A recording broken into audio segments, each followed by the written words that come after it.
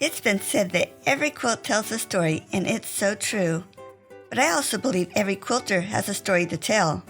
I wanted to hear about the people behind these wonderful quilts and thought you'd enjoy hearing about their lives also. Welcome to A Quilter's Life.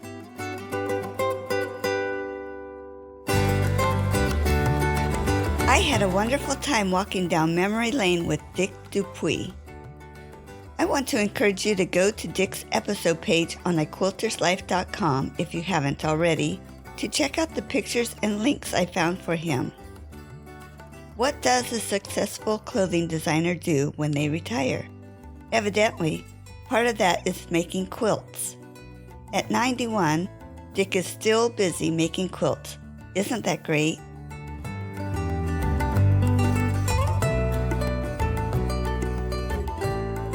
Thank you, Dick, so much for joining me on A Quilter's Life. I am so happy to get to talk to you today. Well, thank you, dear.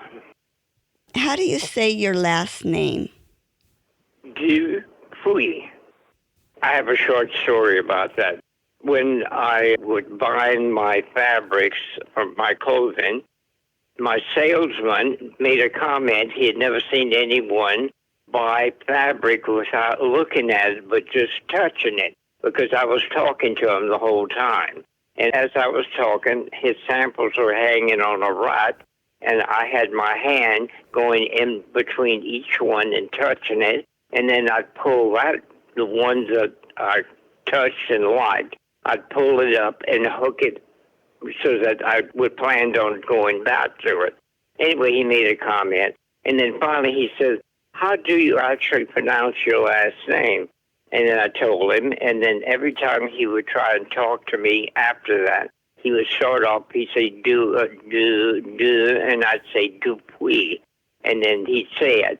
And then after 2 or 3 times of it, he said, I said, Du Puis. He said, "Could I please just call you by your first name, Du?"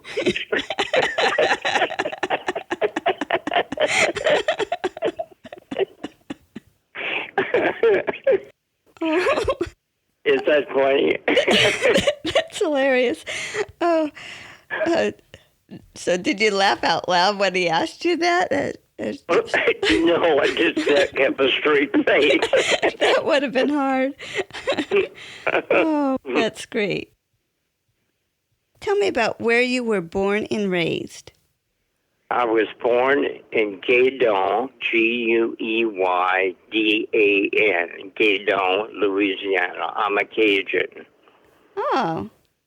All the way south of Louisiana and beyond us would be the Gulf. My town, actually, to create the town, they built a levee around it and a canal, and then they pumped all the water out because it really was a marsh. And they drained 1 square mile and fenced it with a levee and then pumped all the water out of that area into the canal around. Right now, today, it's the duck hunting paradise. And I see the ducks are starting to come now, according to Facebook, my friends and family showing pictures now of the ducks are starting to arrive. They still speak French and English there. Really? Yeah. Wow. So you were raised bilingual? My grandparents spoke to me in French, and I can make myself understood in French. Naturally, I'm not fluent, but I can make myself understood.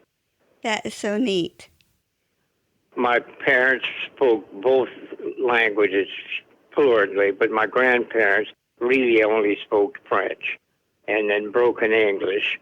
So they would speak to me in French as a child, and I had to learn what they were talking about, but I never really practiced it. So my French is broken French. Yeah. Can you tell me about a special childhood memory you have? People ask, my profession, I'm a clothing designer. Before I was actually school age, my grandmother had a Sears Roebuck catalog of which when it expired, every year you get a new one. The one she had before, she would take and she would fold from one corner down to create a complete, like a bias fold in that book, one sheet after the other, and that made the book stand up in a sort of a pyramid shape. And she used that as door stops. Every year she was making one, so she gave it to the family. But they used that as door stop. I'm like 4 or 5 years old. I asked her for one of those books, and she said when she got the new one in, when the new one came in, she gave me that book. I asked my mother for scissors, and my mother said, no, I can't let you play with these scissors. They're grown-up scissors, but we'll get you children's scissors next time we go into town. We lived in the country. Next time we go into town. Well, when she got me the scissors and we got home, I went straight to the book, and then I opened the book up, and I thumbed through it, and when I got to clothing, I tore the page out, and Mama didn't know what was in my mind. So she says to me, you're not supposed to do that. I'll show you how to fold it. And as a child, I said, no, this is the way I want. This is what I want to do. And she just said, okay, and she let me alone. Well, now she's watching. She's curious to see what was going to happen. So I take the scissors now, and I start cutting, and she sees I'm going to cut out one of the figures in the clothing. And it was only women that I chose. And then I cut out the long side of like the hip, and then now the arm went off. And Mama said, no, no, no, no, no, no. And I just ignored her, and I kept cutting. And when I cut the head off, Mama said, no, you have to stop that. And she went to the doctor and said what I was doing, and he didn't have any word for it. And then when I asked for my book back, she hesitated on giving it to me. And then finally she let me have it. And then, and I asked Grandma to give me a cigar box, Grandpa's cigars. It was wooden boxes then. I got the cigar box, and then I asked for the book back, and then cut a cool thing out. And then Mama saw I only saved the dress. So she let me do it. So that's how far back my interest in clothing was, before I was school age. Wow. So if you ask what thing I can remember best, is the fact that what I became in my life went all the way back to that point. How neat. So I was meant to be a clothing designer. Yeah. My clothes that I was designing in the 60s and the 70s are being sold today. Really? If you go to Google and Google the name Jack Bryan, that was the manufacturer that I did clothing for, is Jack Bryan, designed by Du Puis. You will see my clothing, my label, and my clothing. For 15 years, I designed for a manufacturer. The last 15 years of my career, I did couture, only one of a kind. I did weddings. I did expensive garments, because by that time I had built up my own client. Now, none of my expensive gowns have been pulled out of the closet. They're still hanging on to them because they're beaded gowns. I specialize in beaded garments. I would do 4 lines a year for mass production for Jack Bryan. And O'Neill, California was my first job, and they were more expensive, so I only have 2 that I've seen that have come out in the market, because they're just hanging on to them. They're all natural fibers, silks and wools, but the mass production garments were not as expensive, so they're being released by the family. It's actually the grandchildren now that are selling these clothes. Oh, wow. What a legacy. Did you end up going to a special school later on for design? I left home when I was 18, went into the service, served my 4 years, and then upon discharge, I was discharged in San Francisco. I contacted California Berkeley of Arts and Crafts. I got out in September, and they were getting ready for new enrollment. So I called my parents and told them that I wasn't going to be able to come home right away. I'd see them at Christmas time. And they were very disappointed because they were waiting for me to come now, being discharged. But I started school immediately upon discharge. And how long was that school? If I wanted to teach, it was the full time. But again, each year, they would do a major fashion show of the ones that were majoring in clothing. I took everything, sculpture and oils, and interior design, advertising, sketching for advertising. So it was a complete assortment course. Every year in the fashion part of it, you were required to show in this major fashion show 2 garments. Well, after the second term of the school, I didn't finish the thing. I had started to tell you that all the clothes that I was making with the fabrics that I got from Mervyn's, all these people, over the 2 years that I had sewed, when the school wanted to do the fashion show, I asked if I could show everything, and the teacher said, "Of course you can." He says, "How many?" And it was 40-something pieces. And he said, 42? So everybody else was showing 1 or 2 pieces, and they showed one of mine and one of someone else, one of mine, one of someone, and that's the way the show went. But it was a one-man show. And then at that show end, he came to me, he said, "Dick, what do you plan on doing? Are you going to be a teacher?" I said, no, I want to design for the studios is what I wanted. I said, I want to go to Hollywood and design for the studios. He said, "You don't belong here anymore. You just stop, quit." He said, "Go and do your thing now." And that's why I quit school. To be able to support myself as a discharge from the service, I didn't really have a job. So I'm living at my aunt's in San Lorenzo. There was a fabric store that I bought my fabric and my notions from. And I'm making clothes for my niece, I'm making clothes for my aunt, and then some of her friends now see what she's wearing and ask me to sew for them. So I started getting money to do that, and then the store, it was called Mervyn's. One day I went in and I asked them at Mervyn's, if I let you display the garment I make from the fabrics that I buy from you, would you give me fabric in advance to be able to use my merchandise to sell your fabric?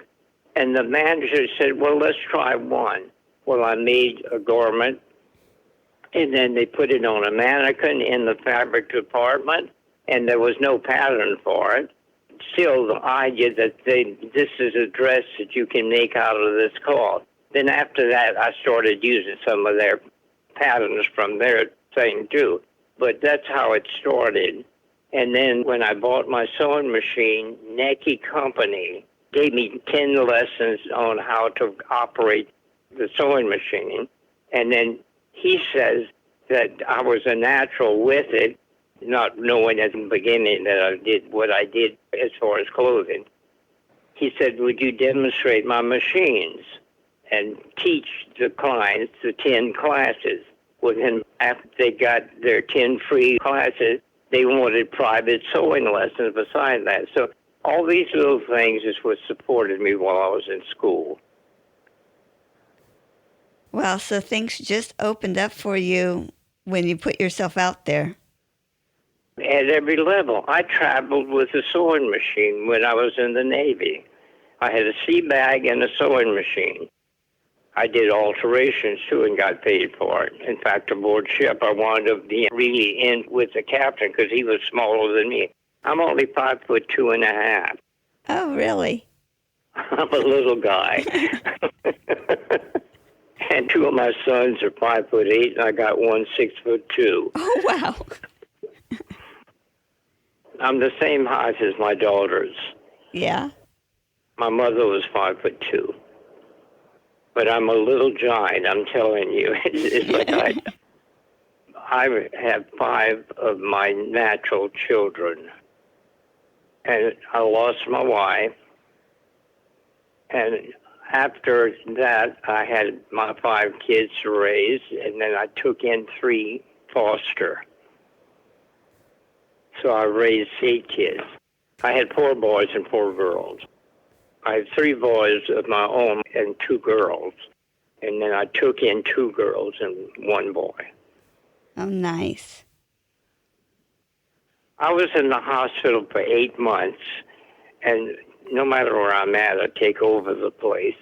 I was knitting scarves for the nurses, and then finally one woman comes in and she says, I see you crocheting too. I always wanted to learn how to do that. Can you teach me how to crochet? I want to make a baby dress. And then she said, the baby's going to be baptized such and such. So I said, I tell you what, I'll make the yoke for you, and then I'll start teaching you a stitch that you can just hang the skirt from that. And it'll be very simple then. You'll only have that to do, the bottom part, which would be a repeat. So I made the yoke, and they said, oh, no, you have to finish the thing. It's so beautiful. So that's what I was doing when this woman, the author, was told about me. And she came, and she sat with me for a couple of hours. And then she came back. This is a total stranger, and we're just talking. And she comes back the next day for another visit, and we're talking. And after the third one, she said, Dick, I'm going to write a book about you. And when she told me, what she wanted to do, I spoke to my kids, and they said, well, of course, do it, Dad. So anyway, she wrote the book. It took her 2 years. Do you still live there in Louisiana? No, after I retired and all my kids were scattered all over the United States, I decided to sell my home in Pasadena. I was there for 37 years. Okay. So I sold my home in Pasadena, and my siblings are 3 girls. I was the oldest, and there's 3 sisters. 2 of the sisters will live in Arkansas, and the third one was still in Louisiana. Well, the 2 sisters, when they knew I was going to retire, they said, why don't you come to us? Because I had mentioned that I would have an upset couple of children. If I chose any one of them, the others will be upset that I didn't go near them. You follow me? Mm-hmm. So my sisters were 2 of them together in one town, says, why don't you come here? That way the kids can come and visit you like they were having to do before in Pasadena. They have to come there. So I chose to do that. Now, the third sister said that her husband would never move, so if he passed away, she would come and join us. And that happened. But then on the other hand, when she came, she stayed with me, I guess maybe 2 or 3 months, planning the major move, got all her furniture moved and put into storage, and then she chose a house that she was going to go in, and then said that, she'd want to spend Christmas with her 2 daughters who were up north. One was in Spokane, and one was in Northern California. She was going to be able to spend some time with the 2 girls, and she died in that 2-week period. Oh, no. All her stuff was in my hometown where I'm living. I'm in a small town in Arkansas. The girls kept saying, Gato, it was a little town, so you will love it here because it's like Gato. So I decided to come here, and I've been here 22 years now. It's good to be close to family, isn't it? Well, I've lost 2 of my sisters now. The one that died, she was the closest to me. She was the oldest. The second one was 6 years younger than me. And then the third sister was born on the 11th of September. That is 2 days after my birthday. I was in the hospital at the same time my mother was in the hospital having the baby. When she went home, they didn't clean her out good. Part of her placenta was left in, and she got gangrene. And then within 2 weeks, she was in major infection. And then when she finally came home, she went into typhus fever. She was in quarantine for over a year. I was taken out of school at 12 years old. My father was a pipeliner, welder, and he would be gone for a couple of months at a time. And I was the one that raised my newborn baby sister. That child wasn't even able to touch her until she was actually walking. Wow. When I look at the school picture of me as 12 years old, I was a baby. Yeah. I learned how to cook at that age. I did the wash in the bathtub because we didn't have that much money. I did everything. Washed Dad's overalls in the bathtub on a hand scrub board. No washing machine. And you said you lived in the country. Did you have, were you No, on no, that was before this. Oh, okay. From the country, we moved into town living with my grandpa O'Neill. That was my father's father. And my mother is the Du Puis. I took her maiden name and added it to the end of my name for my design business. It was better to have a French name. So I carried both names. My legal name is Richard Harold O'Neill Du Puis. Oh, wow. From living in the country, the reason why we moved is that we had mice in the house, and Mama stepped on one of them's tail, and the tail broke off under her foot, and she's screaming, and that tail was jumping around, and the mouse was gone. But she says, we can't live here anymore. So we moved into Grandpa's home. My grandfather on my father's side was the judge of the parish. And then my grandfather on my mother's side was the mayor. The mayor was a representative of Huey P. Long. And Grandpa O'Neill was not part of that politics. And the two grandpas hated each other. Oh, no. So Dad courted her after she left Gaydar and went to nursing school, and he would go where she was, not in Gaydar, so his father wouldn't know that he was involved with her. And then when they finally got married, I was their first grandchild, so both of them worshiped me. And then Dad finally bought a home. 2 years ago, I went to visit my hometown. I had not been there since 1951. Over 50 people came to see me. The museum had open house and served refreshments, and they advertised that I was coming. Some of my relatives traveled to come to see me, and then the locals, who evidently knew of me through their parents, came. Now, since then, I have many of those people that are still on Facebook or corresponding with me. But that was 2 years ago that I went then. Anyway, the two grandparents lived separated by one street. They each owned a city block. And their homes then, Grandpa O'Neill's place was divided in half. He had the biggest house in town, and it was so big he thought he was going to have a huge family. He only had two. But he had this huge house built, and the upstairs was the First Catholic Church. That's how big the house was.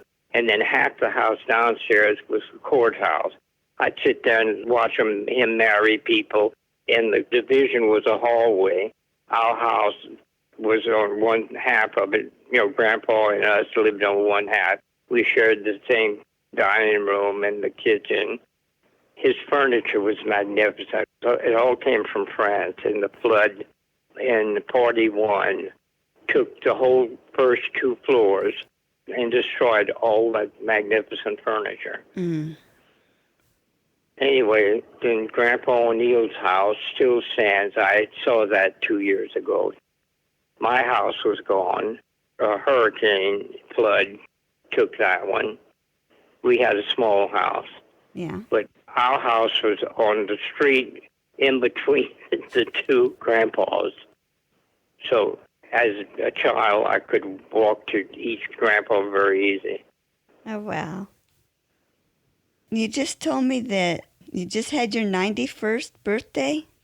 Yes. 1930 is when I was born. Okay. You've mentioned several other crafts besides quilting. You mentioned knitting and crocheting. I knit and I crochet. I paint also. I have watercolors. All my oils were given away. As fast as I would finish one, I'm thinking I can always paint another when someone would ask for it. So I don't have an oil. But in later years, I started doing watercolors, so my children have all my watercolors. But I do have photographs of them. Mm-hmm. I cook and bake. I am a good cook. Everybody will tell you that. Naturally, I sew. I'm a clothing designer. My gardens were wonderful. I took, when I bought the old house, it was a 2-story house on the Heritage program to where Sundays people promenade in Pasadena looking at these old houses. Well, when they would come by my place, they would actually stop and enjoy the gardens, because the first thing I did was I tore out all the lawn. It was only lawn from the house to the street, manicured lawn, but it was just lawn. There was not a plant. And I tore that all out. I thought the neighbors were going to drop dead when they saw that all of this was dirt. And then I couldn't afford to buy full-size plants. So the first thing, I had my garden laid out the way it was going to finish. And then I started laying my plants out that were like 2 feet tall or a foot and a half. And then big spaces between them on just this dirt. And then I thought, well, I could live like that. It wouldn't bother me, but the neighbors are very upset. They're wondering what's going to happen. The first year, I had just the dirt, and then one of my neighbors who became friends was one of the float designers, and in preparation for that year's, I'm right on the Rose Parade route, so that was another thing. 37 years, I hosted my place every New Year's Eve. You couldn't pull in after 6 o'clock, and you could not leave until after the Rose Parade, because everything is closed off because of all the preparation for all the floats and all the bands and everything. So you have to be home by 6, or if you have guests, they have to sleep at your place or sleep on the parade route. Mm-hmm. So every year I had a house full of people. One year my daughter comes. I thought Hell's Angel was invading.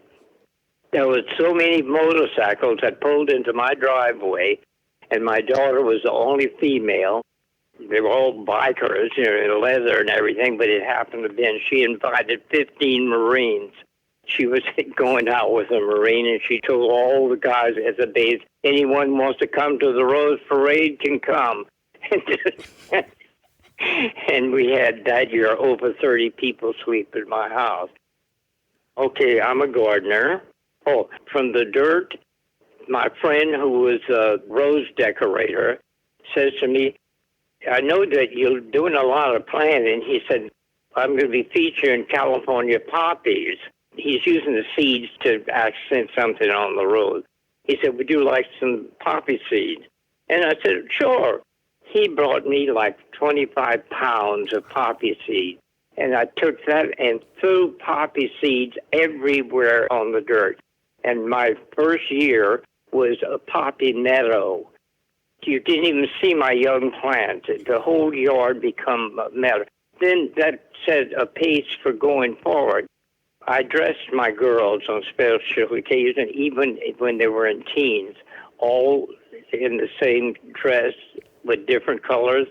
Well, this particular Easter, we went to church, and I had the 4 boys dressed in the same suit and my 4 girls in these pastel color gowns. That's when the dresses were worn all the way down to the ankles.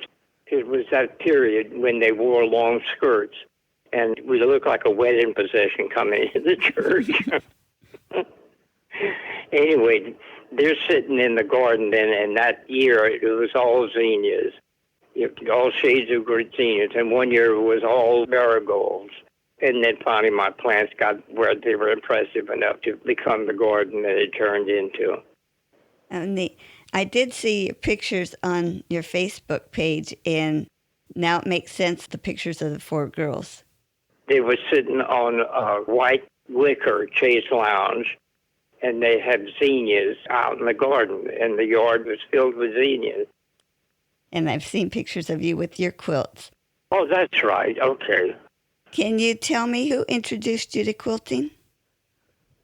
Well, when I came here, I didn't think I was going to be sewing anything, really.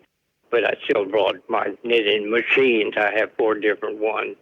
And I brought a factory hammer and a power machine and a regular sewing machine. And my wife's body, her dress form, she was my model, and she had a perfect body. Renee of Hollywood is a foundation garment company. They used her body to make their merry widows like a corset, and they used her dimensions to make that foundation. It was called a Jezebel. They had her wear the corset in their advertising with petticoats. Wow. She was a model. Well, you said she was beautiful. She was beautiful. Although she was pregnant 8 times. We lost 3. In between each one, she lost 1. Oh, wow. But she modeled both when she was thin, my clothes and the other manufacturers' clothes.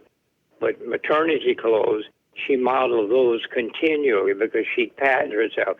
They wanted not to lose her because she was not pregnant.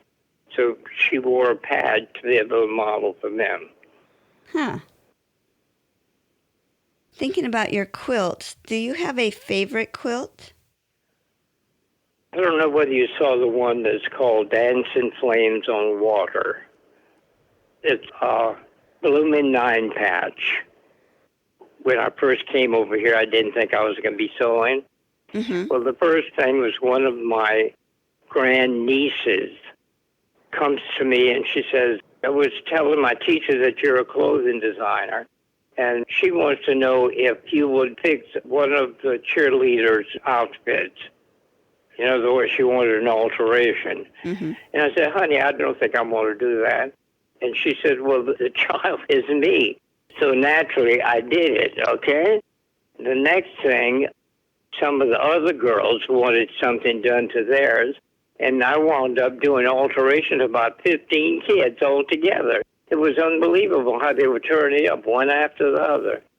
And then I made 2 gowns for granddaughters, graduation gowns. I made 2 of those.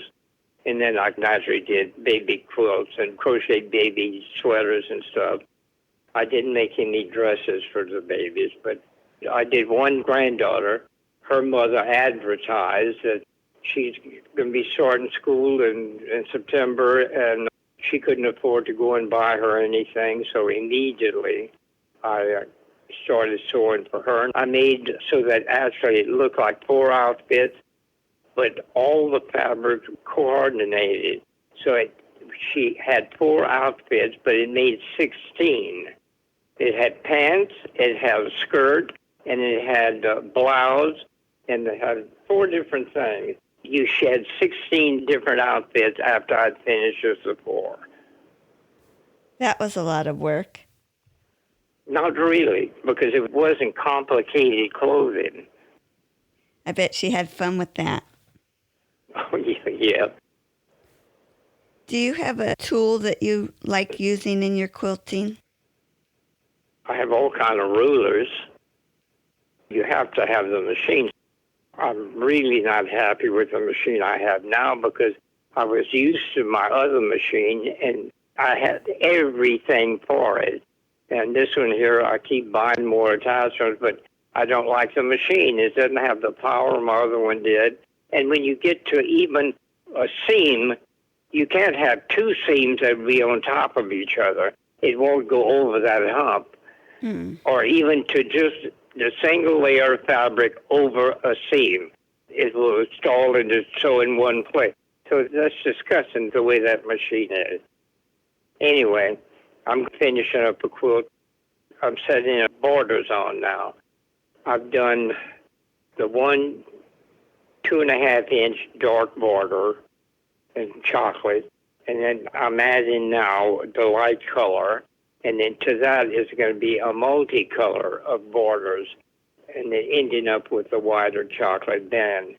It's a new quilt that I'm just about finished with. I have one quilt that's ready for the quilter, and it's in my dining room on the table. I was going to bring it to the quilters today, but I'll put that off till next Monday. Anyway, that one has 160 3-inch squares, and the 3-inch squares are every one an individual picture that I've created out of piecing. So some of the pieces are no more than 1/4 of an inch. You got more fabric and seams in back of the quilt. Wow. The most pieces that I think I've found, because I started counting some of them, but there was 27 pieces in that one little 3-inch square. Oh, my. It's interesting because everybody I've shown it to will just stand there and want to look at each one individually. They're like little stained glass windows.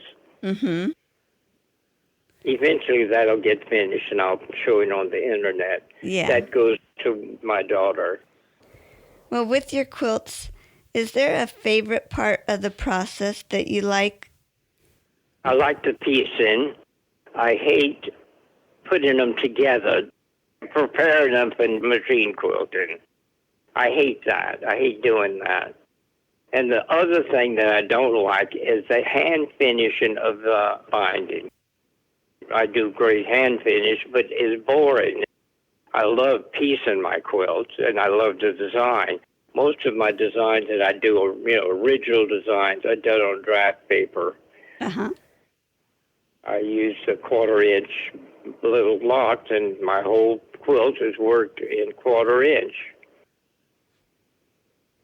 Can you tell me, did you have a worst quilting experience? Well, there's a lot of things come up, like you run out of fabric. I'm sure if you're a quilter, you know what I'm talking about. That's pretty bad. Headache. Then I spend months shopping around trying to duplicate a print. Find something I can fill in with another print that is so close. And usually something works out, but that's always a disaster. And I hate to have my stash is enormous because I overbuy not to have that happen. Now I'm at the point where I am going to start making scrappy quilts. I have so much stash that I want to start doing scrappy quilts because I'm trying to think of shortcuts because my quilts get so involved that it's a lot of work in them, and it's endless. My family is so big. I've got 27 grandkids now, and they're getting married and pregnant. But there's a wedding quilt, and then, I have one granddaughter called me up and said, I'm pregnant. And then I said, wonderful, wonderful. And then, a few days goes by, and I'm talking to her mother. And I said, isn't that great that Jessica's pregnant? She's pregnant? They call me because they want a quilt. You know? The grandma didn't know. Anyway, I know as soon as they're pregnant, I know when they're getting married. And it's endless. Yeah. They're making it so that it's impossible for me to stop. Like I started to say, I'm trying to take shortcuts. Now I'm buying stuff from, I love that company, Donna Jordan. She posts almost every day a video of a pattern that she works. And she's got the pattern, and then she has all the fabric already in package. Like it's going to be a fat quarter, it's going to be a jelly roll or a charm pack, where she has one of those packs to make that particular quilt. Well, I've been buying some of these, I probably have over a dozen, maybe more than that, thinking that will be the shortcut of putting stuff together. I don't have to chop a whole bunch of things to match, grabbing a jelly roll. Yeah. It's already colored for me. And then if I use one of her patterns, I make it my own. I'm going to change something. So I think it'd be a quicker quilt. And in that way, I'm not making king size or queen size like some of my quilts are. I'll do standard size or twin. And they just have to be satisfied that if they want a quilt, because I can't continue doing what I've been doing. Yeah. It's a lot. Tell me. So why do you think you make quilts rather than spending your time doing something else? Because I've only sewn ever since I was 12 years old. Learned everything from my mother, who was in bed, dying for almost a full 2 years before she was actually taking over the house again. Oh, after the 2-year period, she says, well, you'll be able to go to school in September. I said, I'm not going back to school. Now I'm only 14. And she said, why? I said, because I'm older than everybody. And she said, I don't care what you're saying, Sadie, you're going to go back to school. And she forced me to go, and I went, and I'm in the classroom, and I'm the smallest boy in the classroom. And I didn't feel subconscious enough, and actually then I became smarter than I was before. I had problems in school until I went back older. Then it was easier for me. Wow. I have another one. I goofed off in a particular class. I was a junior. It was a biology class. I goofed off, and then at the end, before graduation, that term there, the teacher said, Dick, you are going to fail, and they'll fail you for the year because you've been goofing off all year. And I said, don't do that to me. She said, well, you play the sport, you're going to, whatever. I said, is there anything I can do? She said, you're going to have to give me a miracle. And I felt doomed because she was really being cold. So I'm thinking, what can I do? And then we lived right across the street from the rice mill. Anyway, I'm goofing off around the rice mill, and I see a big, big dead rat. And you could tell that it had just died. Rigor mortis hadn't even said it. I said, I'm going to make a skeleton. I took that rat. Mama threw out the pots and everything else after that.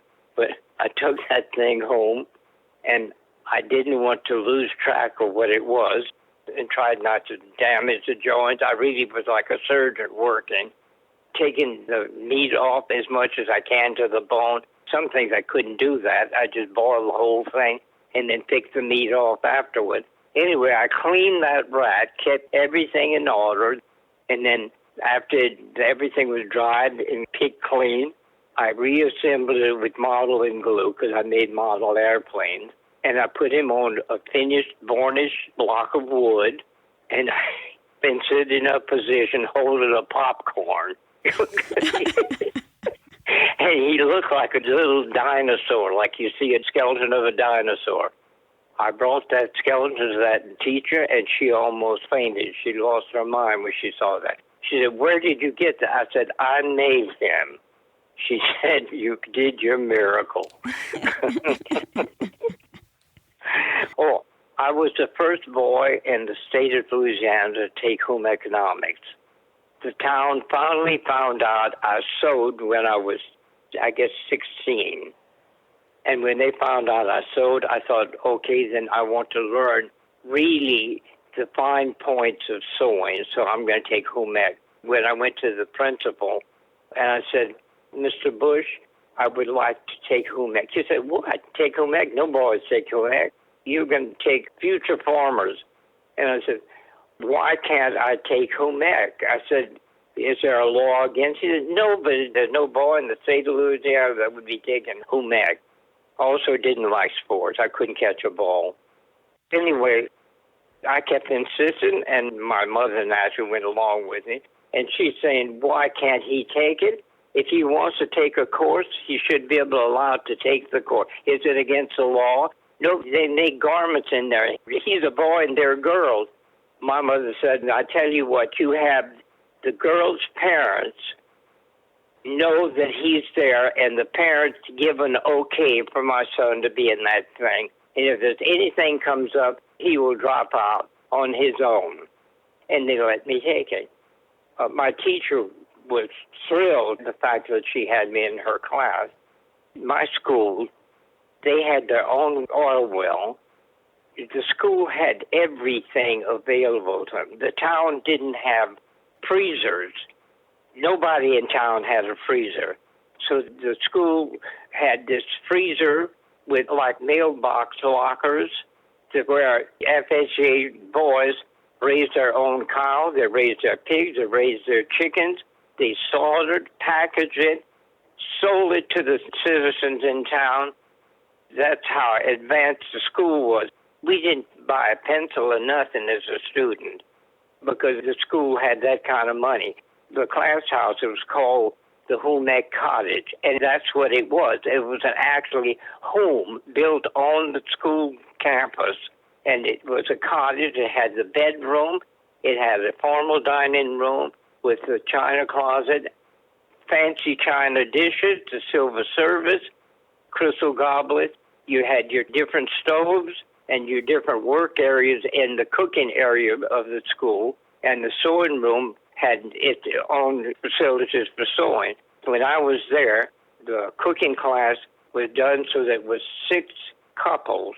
So naturally, I would have a girl with me, and all the girls would have a guy, and then a meal would be planned, and the total meal would be divided into 6 different courses. And you would do a course this for this meal. It could be the meat course this time. It could be the salad next time. But we sit down to a formal dinner with your guests and with napkins and the whole thing, learning table manners. The nursery had an advanced baby that peed and drank a bottle. You had to take care of it. You even gave the baby an enema. You learned how to do everything. My home ec teacher, even after she retired, we kept in touch. Oh, I forgot to tell you, I didn't get a sewing machine until the town knew I sewed. I was making my mother's clothes and my sister's clothes, and my mother would tell her friends that her clothes were bought at Maison Blanche in New Orleans, and that's how well her clothes were made by the time I started taking home ec. And you were doing that by hand, right? Every stitch was made by hand until the town found out I sewed. Amazing. And the way the town found out was I made a gown for my oldest sister, Tita. She was a bridesmaid. When I met Joanne, I was probably 22, and I think she was 15, and she told me she was 18. At that time, there was a couple of sisters. Their musical thing was the Bell Sisters. Joanne was 15 years old, and she was the girl that played the piano for this couple. She played their music, and they sang, and they entertained the USO. I was at the USO, and Joanne's playing the piano, and these girls are singing, and when that part of the show was over with, they started setting up for the dance, for the band. And I'm telling my buddy, I'm going to ask that gal to dance. Well, he said, you won't be able to get near her. Look at her right now. She's playing now.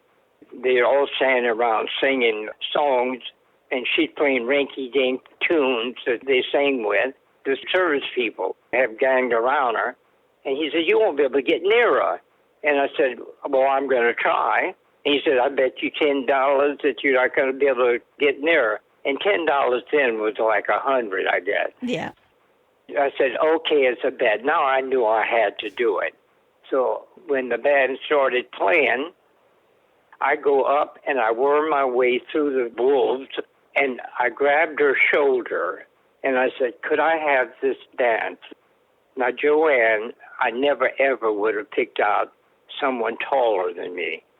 Joanne, barefooted, we're the same height. Now, she got her hair piled on her head, and she got high-heeled shoes on, and she's standing now. And when I got there, I couldn't turn around because I'm going to lose that $10. So I see she's tall, but I went anyway. And I said, could I have this dance? And she looks at me like I'm a worm. She says, can you tango? And I don't say anything. I just grab her by the wrist, and I slowly, not jerked her, just pulled on her. And she followed me onto the floor. And we danced. I didn't introduce myself. I didn't say hello. Nothing was spoken. I brought her back where I found her, and I said, thank you so much for this dance. And I turned around and walked off and asked for my $10. Okay. That was my first meeting with Joanne. 1 week goes by. I'm at the same place, and the Blue Tango was the name of the song that was playing. The Blue Tango starts playing, and someone taps me on the shoulder, and I turn around. She says, Sailor, can I have this dance? And I said, yes. And then we danced, and we still didn't talk. And at the end of it, then she's smiling and laughing, and then we talked, and then we danced the next dance, we danced the next dance, and finally one of the older women came over and tapped her on the shoulder and said, you know you're only allowed to dance 3 dances with any one serviceman. And Joanne says, why? And she said, because that's the rule of the house. She says, well, I don't work here. And she said, then you don't belong here. So Joanne says to me, let's go. So with that, she's walking, and I'm following her, and we go out, and then she's got a little bug yellow convertible. Now, she's 15, and she's got a car. Her parents were wealthy. We get in her car, and we drive to a little drive-in somewhere, and we have a Coke, and we're talking. And then it's getting later, maybe 10, 11 o'clock. We're driving and driving, and she was talking, just chatting away. Finally, we're in a residential area, and we pull up in front of this big home. I said, where are we? She said, well, this is where I live. And I'm thinking, oh, she can invite me in her house. So we're still in the car, and after a while, Joanne says, well, I'm going to have to go in. And I said, oh. And then she says, well, aren't you going to kiss me goodnight? And I'm a country boy, honey. I'm from Louisiana. I don't know nothing about nothing, you know. So I'm like dumbfounded when she said, so I lean forward and I give her a peck. And she said, you don't know how to kiss. And with that, she turns out and slams the door, and she's walking toward her. I said, where am I? And she said, you're whatever name of the town was. And I said, what am I going to do? And she said, a bus will come by. You can take the bus. And she walks in the house. I'm standing at the curb now, dark, you know, and waiting for a bus. A bus pulls up. It was the wrong number, so I told him where I want to go to the USO. So he tells me the bus to take. I wound up getting there. Next week, I'll be damned if Joanne isn't back at the USO. And she comes up to me. She says, you know, I can't be in here. We have to go. I said, I'm not getting in any car with you. She said, well, you don't have to get in the car. We'll go to the Pike. And the Pike was in the same area. She said, we'll walk to the Pike, because I said, I'm not getting in your car. So we walked to the Pike. We had a good time. And then after a while, she says, it's getting late. I'm going to have to go home. So we're going back to get to her car. And we're going through the park. And she said, oh, do you want to sit here in the park for a while? And I said, yeah. So I'm thinking she had said I was a lousy kisser, because that was on my mind now. So we're sitting there. And you know how the typical routine, I put my arm around her, and then after a little while, I lean in toward her, and then she turns around and leans toward me, and I plant one on her. And she sighs, and then we kiss and we smooch like crazy. And then after that, she says, I'll see you next week. And I said, no, the ship leaves Wednesday. She said, Wednesday? Then she said, I want your address. And we exchanged address. And she said, where is it leaving? And I told her. And she said, I'll see you off. And I said, no, they won't let you. You'll have to be only family to do that. And the ship leaves at daybreak, always. So I said, it'll be daybreak when the ship will be pulled out. So I said, they're not going to let you in. Well, she showed up. She got in. She talked her way in, and she was on the dock. I was 3 stories high on the hospital ship, looking down on this little group of people. And then as it's moving, she lets out, Dick! And I wonder, and I'm looking and turn if I don't see her, because I didn't even recognize her from 3 stories up at dawn until she called, and never dreaming that she would be there. And then now I'm calling back, and there's probably 500 sailors all on this side of the ship. So I'm calling back, and she doesn't know where to wave, and then the sailors are horrible. They're yelling back to her, hi, honey, this. So I took a match, and I lit a match, and then she sees the match. I said, I'm the one with the match. Now everybody lighting matches. So as the ship goes, Joanna's waving all across the way, back and forth. Anyway, we wrote about 6 months, and then she's talking about marriage. And I said, I'm telling you, I'm not going to get married until I'm out of school and I can support a wife. And she said, well, if you don't love me enough to marry me, then that was it. Okay, no more correspondence. A year and a half goes by. I am transferred off the ship, sea duty, because I had served my 2 years. My choice to go to Honolulu, Hawaii. I got it because I did the captain's alteration. My sister lived in Hawaii. She was there a full year before I got there. And the house was right on Waikiki, okay? Every weekend, I would stroll the hotels in a bathing suit and wind up picking up a single woman that goes there on vacation because it's Hawaii. Anyway, I'm in that hotel, and I hear, Dick, and I turn around. This a year and a half later. Joanne, her grandmother, and her sister were checking in that hotel. That's how we met. Grandma paid all expense. I had a convertible. And during the daytime, I drove Grandma all over the island. She paid for everything, the gas for the car. At night, she had tickets for shows. She paid for the dinners, everything. And then we were with Grandma and Beverly, the young sister, until maybe 10 o'clock at night. And then Joanne and I would be on the beach until 1, 2 o'clock. And then I wouldn't see her until later the next day. And then I'd be with Grandma like in the after lunch. And then we'd be together, doing stuff until Grandma would go to bed at 10 o'clock.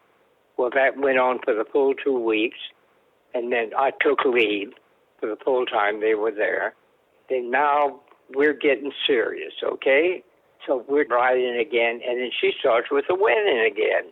And we're back and forth letters and no phone calls. And then finally she said, like the other time, if you don't love me enough to marry me, then evidently you don't love me. So that was it. I don't see her again. Now I'm in school, in college. A year and a half goes by. At Christmas time, holiday time, I'm in the train station in San Francisco. Dick, I turn around, it's Joanne.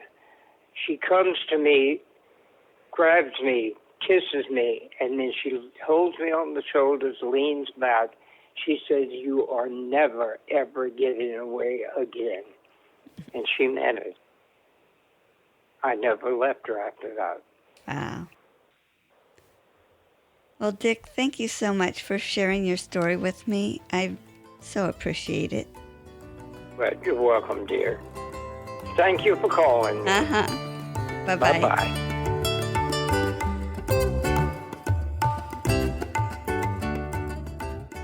You can find more stories on quilterslife.com or subscribe on your favorite podcast player so each episode will be downloaded automatically. Also, I want to hear about you and your wonderful quilts. Please contact me, Paula Chamberlain, through the website to set up an interview. And as always, thanks for listening.